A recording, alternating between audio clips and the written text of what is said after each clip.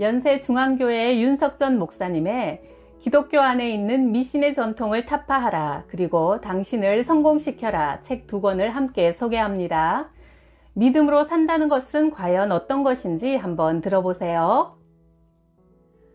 어떤 여자 청년이 결혼에 대해 상담하러 왔다.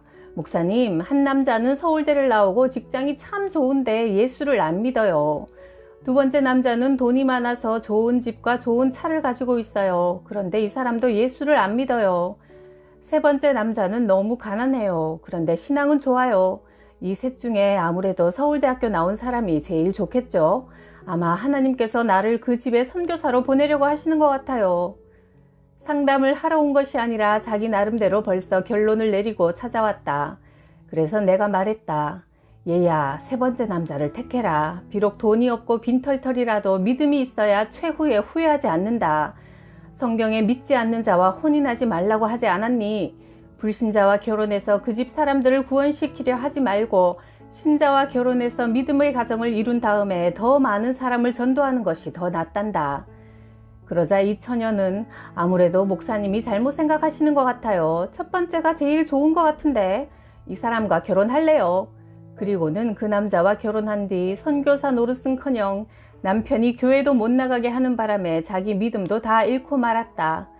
이것은 자신만 불행해지는 것이 아니라 자자손손 저주를 받는 무서운 결과를 초래하는 것이다. 시골에서 고생하시는 목사님들을 만나기 위해 충청도에 간 적이 있다. 목사님들에게 구두 한 켤레씩 선물해 드리려고 백화점에 들어갔다. 목사님들이 구두를 고르시는 동안 나는 옆에서 기웃거리는 가게 지배인에게 물었다. 예수 믿으세요? 예수요? 전 안 믿습니다. 왜 믿지 않으십니까? 저도 예전엔 교회 다니면서 학생회장, 청년회장도 한 사람입니다. 그런데 목사가 하는 행동을 보니 예수 믿을 맛이 안 나더라고요. 목사 꼴 보기 싫어서 예수 안 믿기로 결심했어요. 그래서 내가 이렇게 말했다. 목사 꼴 보기 싫다고 당신이 지옥을 선택했다면 지옥에는 꼴 보기 좋은 사람들만 있는 줄 아십니까? 착각하지 말아요. 예수를 믿어야 합니다. 그렇지 않으면 당신은 목숨이 끝날 때 지옥 갑니다. 학생회장, 청년회장까지 했으면 천국과 지옥이 있다는 것은 알지 않습니까? 고작 목사 한 사람 때문에 당신이 하늘나라를 포기할 순 없지요. 예수 믿으세요. 그는 내 말을 한동안 심각하게 서서 듣더니 예, 다시 예수 믿겠습니다 하고 대답했다. 어머니와 우리 형제들은 예수 믿지 않는 아버지의 엄청난 핍박을 받으며 살았다. 무려 34년간 핍박받았다. 어머니는 여러 번 죽을 고비를 넘기셨고 우리 형제들도 교회 간다고 많이 맞으며 자랐다. 핍박받는 가장 큰 이유는 왜 주일에 일하지 않느냐, 왜 제사를 지내지 않느냐 하는 두 가지 문제였다. 이런 문제에 부딪히면 아버지는 어머니에게 폭력을 행사해 어머니는 어깨뼈, 갈비뼈가 부러지곤 했다. 내가 어릴 때 다니던 교회는 주일에 생계를 위한 일을 하지 말고 예배하며 쉬라고 가르쳤다. 어느 가을에 추수를 마치고 타작을 해야 하는데 아버지는 우리가 주일에 일하지 않는 것을 뻔히 알면서도 어떻게든 주일에 일을 시켜보려고 동네 사람들을 전부 우리 집으로 불렀다. 그 주일 아침 어머니가 형들을 시켜 동네 사람들이 오지 못하도록 연락했다. 아버지가 새벽에 일찍 일어나서 일할 준비를 하는데 오기로 한 사람들이 아무도 오지 않았다. 그날 하필 저녁부터 비가 와서 보리와 밀 200가마니가 싹 떠내려가고 썩어버렸다. 거름 주고 김 메고 추수해서 쌓아놓은 곡식이 다 떠내려갔다. 사람들이 저놈의 집구석 예수 믿다가 망한다고 손가락질했다. 또 우리 동네에는 시제가 있었다. 윤씨 가문의 시제가 나이대로 학렬대로 쭉 이어지는데 우리 아버지 차례가 돌아오면 아버지가 어머니를 때리다 못해 달래기 시작한다. 당신은 집에 있지 말고 다른 데 가 있으면 되잖아. 제사는 제수씨들 데려다가 지낼 테니까. 안 됩니다. 우리 집을 우상 숭배하는 제사 지내는데 절대 내줄 수는 없어요. 안 되고 말고요. 시제를 지내겠다는 아버지와 절대로 지낼 수 없다는 어머니의 피 터지는 전쟁이 일어날 때마다 그 싸움을 온 군내가 다 알 정도였다. 어느 날 이 엄청난 싸움 속에 아버지가 어머니에게 같이 죽자며 쥐약을 큰 대접에 2그릇을 가지고 왔다. 아버지는 어머니를 핍박할 구실을 찾으려고 성경도 읽었다. 내가 성경을 읽어보니 무슨 독을 마셔도 해를 받지 않는다고 하더라. 성경이 진짜 맞으면 너는 쥐약을 먹어도 살 것이고 나는 죽을 것이다. 그때 동네 사람들이 이 싸움을 구경하려고 전부 우리 집 마당에 모였다. 아버지는 허리에 부엌칼을 차고 손에 낫을 들고는 누구든지 내 곁에 오면 죽여버린다고 선포한 뒤 쥐약 사발을 입으로 가져갔다. 그 순간 둘째 형님이 번개처럼 아버지의 쥐약 든 손을 내리치고 아버지를 꼭 끌어안았다. 그러자 동네 사람들이 달려들어 아버지가 가지고 있던 칼과 낫을 빼앗았다. 그런데 그러는 사이 어머니는 마루에 앉아 기둥나무에 기댄 채 그 많은 쥐약을 오독오독 씹어서 다 먹고 나서 손으로 긁어 손가락까지 쪽 빨아먹고는 쥐약 그릇을 내려놓았다. 동네 사람들이 그걸 보고 외쳤다. 아이고, 석전이 엄마 이제 죽는구나. 예수 믿다가 이놈의 집구석이 망하는구나. 가끔 동네에서 농약 먹고 죽는 사람을 보면 배를 움켜쥐고 피를 토하며 소리소리 지르고 난리가 난다. 어머니가 먹은 쥐약은 일본에서 만든 쥐약으로 농약보다 더 독하고 동네 사람들이 다 먹고도 죽을 만한 분량이었다.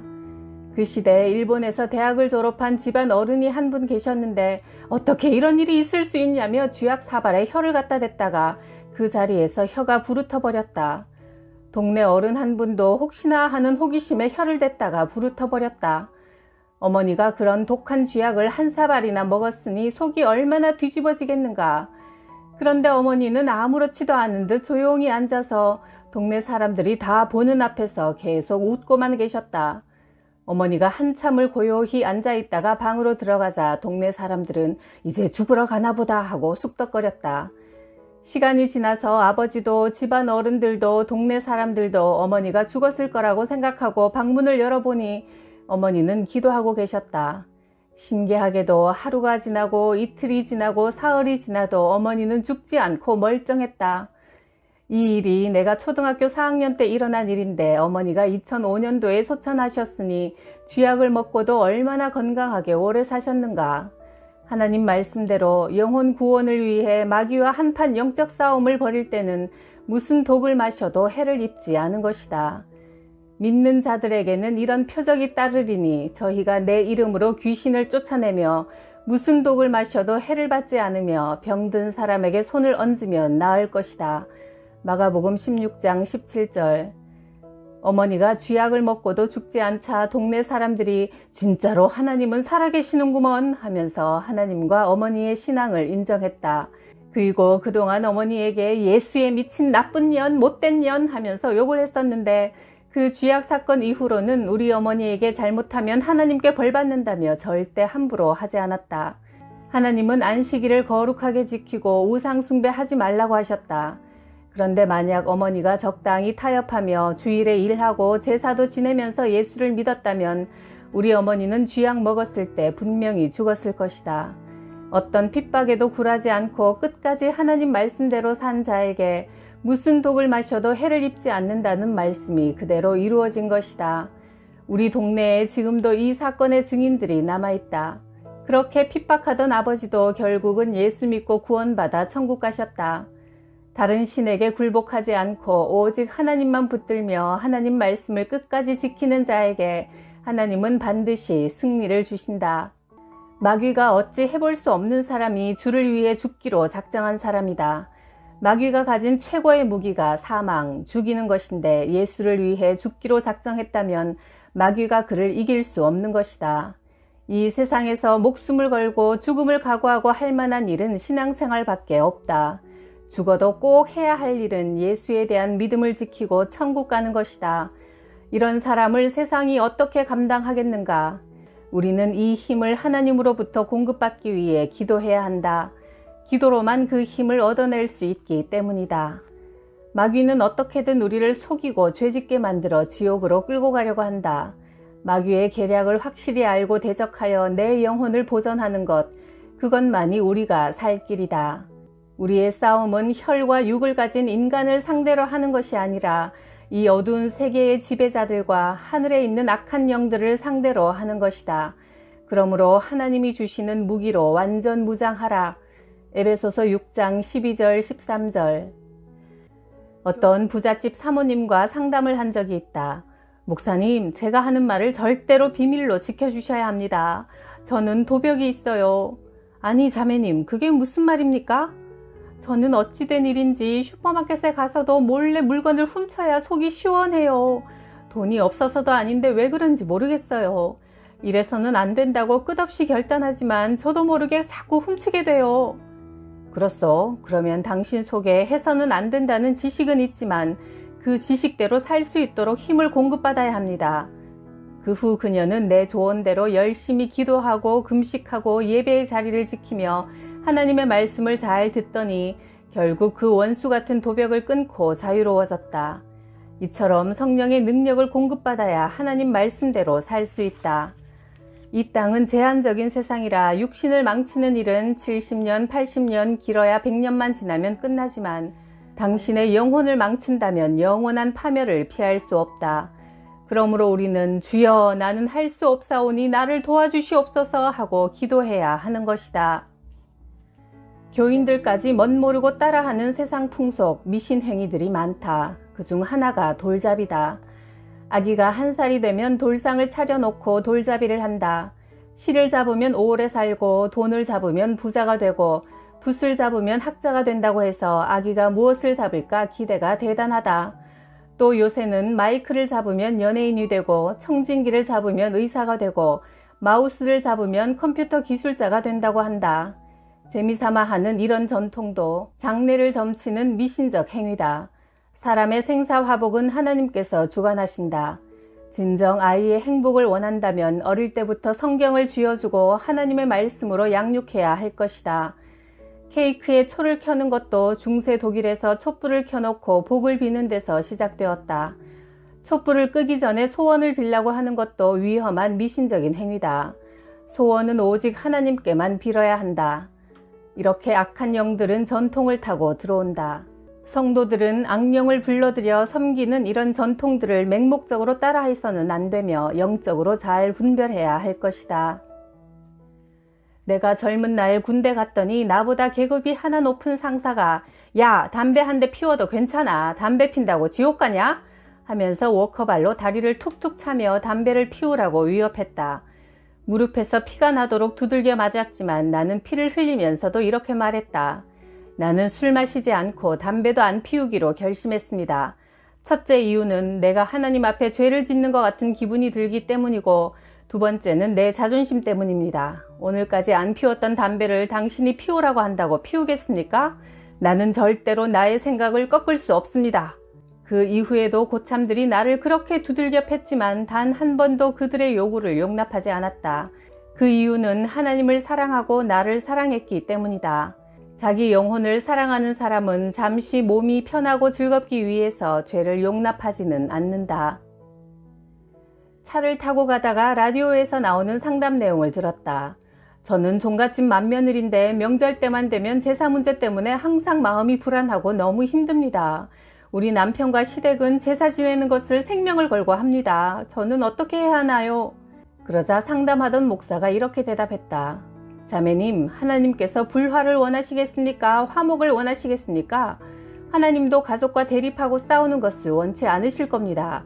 그러니 제사 음식도 차리고 시중도 들면서 가족들을 먼저 감동시킨 다음에 그들을 예수 믿게 하는 것이 옳다고 생각합니다.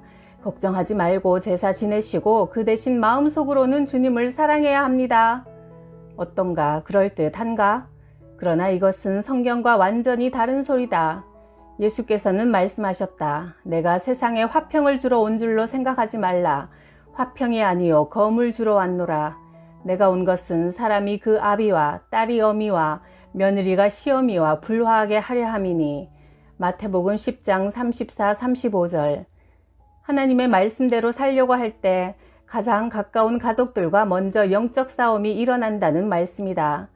내가 어렸을 때 우리 집은 어머니가 제사 지내지 않고 주일에 일하지 않는다고 아버지로부터 엄청난 핍박을 받았다.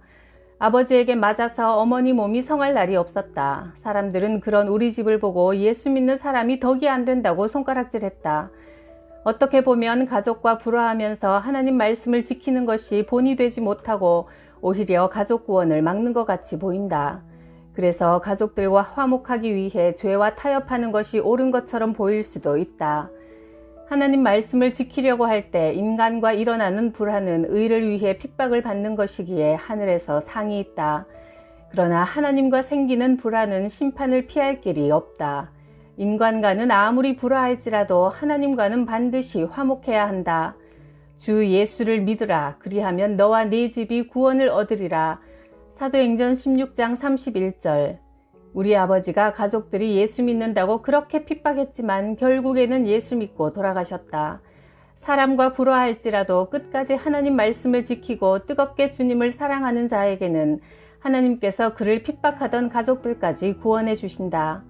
하나님은 어떤 우상에게도 절하지 말고 섬기지 말라 하셨고 이방인의 제사는 귀신에게 하는 것이라고 분명히 말씀하셨다. 어떤 상황에서도 세상과 타협하지 말고 오직 하나님께 절대적으로 순종하는 사람은 하나님께서 책임지신다.